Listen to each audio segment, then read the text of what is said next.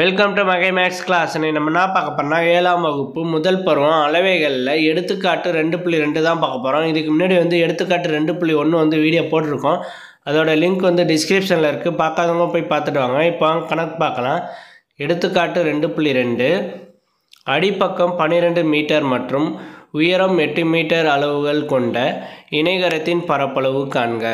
அடிப்பக்கம் 12 metre கொடுத்துருக்காங்க. அடிப்பக்கம்னா இதுதான் அடிப்பக்கம், இது அடிப்பக்கம். ஓகேவா? இது 12 மீட்டர், இதுவும் 12 மீட்டர். உயரம் எவ்வளவு கொடுத்துருக்காங்க? இதை ஜாயின் பண்ணிக்க வேண்டியதான். உயரம் எவ்வளவு கொடுத்துருக்காங்க? 8 மீட்டர்.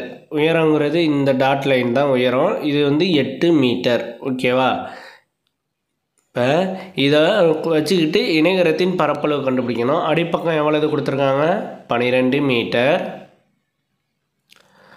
அடிப்பக்கம் 12 மீட்டர். உயரம் 8 மீட்டர். உயரம் 8 மீட்டர். ஓகேவா?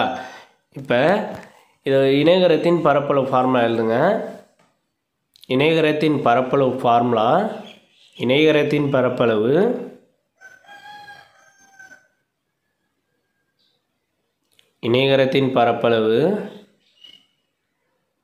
ஈக்குவல் டு b × h சதுர அலகுகள். ஈக்குவல் டு b என்னது? அடிப்பக்கம். h என்னது? உயரம். ஓகேவா? b = 12, h = 8. ஓகேவா? b = 12, h = 8. ஓகேவா? இதை எடுத்து இதில் சப்ஜெக்ட் பண்ணுவோம். 12 × 8. 12 8 இருக்கணும்னா 12 8 96. ஓகேவா? 12 8 96. 96 சதுர அலகுகள். 96 சதுர மீட்டர். 96 சதுர மீட்டர். இணைகரத்தின் பரப்பளவு என்னன்னா, இணைகரத்தின் பரப்பளவு 96 சதுர மீட்டர். இணைகரத்தின் பரப்பளவு 96 சதுர மீட்டர். அவ்வளோதான் இந்த கணக்கு. நெக்ஸ்ட் வீடியோவில் பார்க்கலாம். வீடியோ பிடிச்சிருந்தா லைக் பண்ணுங்கள், கமெண்ட் பண்ணுங்கள், ஷேர் பண்ணுங்கள், சப்ஸ்கிரைப் பண்ணுங்கள், அந்த பெல் பட்டனையும் கிளிக் பண்ணுங்கள்.